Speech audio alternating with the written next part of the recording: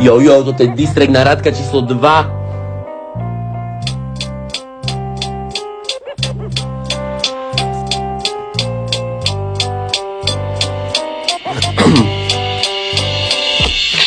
Jedného dňa dostala nejaká matka zapal na uško, a to preto, lebo sa mal narodiť Raduško. Vtedy sa ešte nevedelo o tomto fakte, že Radko kradne mentovský v supermarkete. Je to jeden zručný človek, šikovný, že nevie ani zadať príkazy Minecraftovi.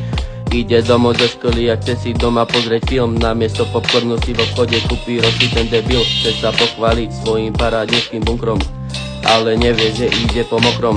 Ide dole a hovorí, že pičuje, tu je blato, ani nezmrkol a vyjebal sa dole jak ľahko. Išiel domov z kalby, chcel si dať žiličko, o chvíľu sa čudoval, kde mu odišlo koliečko.